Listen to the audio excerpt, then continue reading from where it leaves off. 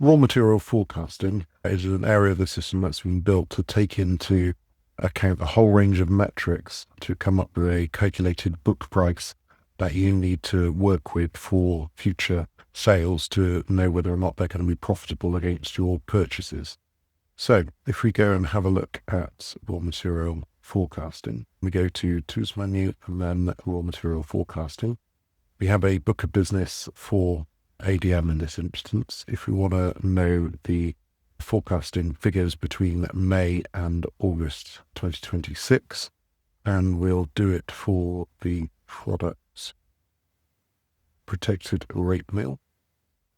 So the system will then bring back a load of data about what your forecast is. So this is manually entered data about what you're forecasting to sell, any brought forward figures that you might have from previous months that weren't sold that you'd actually purchased, figures about your bought, which is so it's your purchase contract, so how much stock you've actually bought against your plan, how much you contracted, so that's how much you're sold, actual dispatch, so that's how much has been gone out in your shipments, and then details of what's that gap against the forecast. The replacement spot price is entered by yourselves as to what it will cost you for every additional ton that you need to buy. If we look over here, this book price is your calculated figure as a result of all the metrics in this table. So on the May 2026, we have £290 per tonne, 290 for June and 290 for July. But interestingly, the one to show you is August is £281.59. So the replacement spot price is the same at £290. But because we've actually got transactions going through the system, we've actually sold 29 tonnes at £245, and we got a forecast of 1,000 in here. All of those figures go together to calculate a £281.59 book price.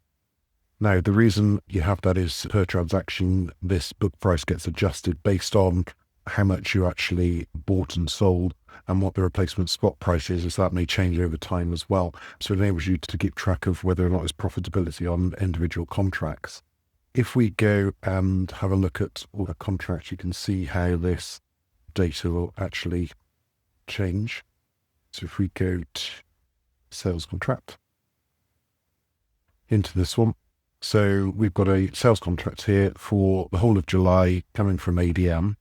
If I now go and put 0315 protected rig mill, we'll take 29 tonnes of it.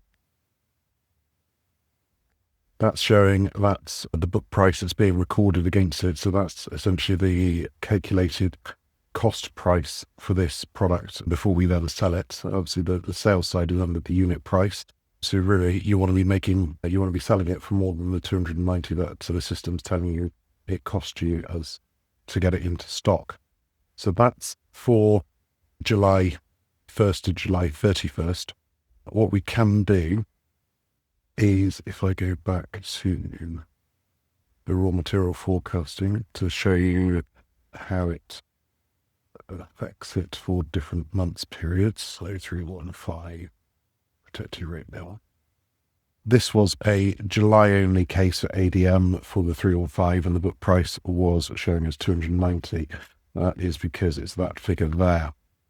If, for instance, I go and do an August sale, so let's move the dates on to the following month, then modify that, and then change the date there as well, so it's actually over the single month. So there we have a 31st of August. If I now go and do an 0315, selling the same 29 tonnes, so the only difference is the delivery window that was being chosen. That's now showing as 281.59 because of the figures that are going through for the different month have a different book price against them. Now, the clever part on the system is where you have the system do a delivery over many months. It'll actually work out the book prices across all of the months affected and then average them to give you an average book price. So in this instance, I'm going to go and do a July to August. So we've got a July figure of 290 and an August of 281.59. So let's go and change that.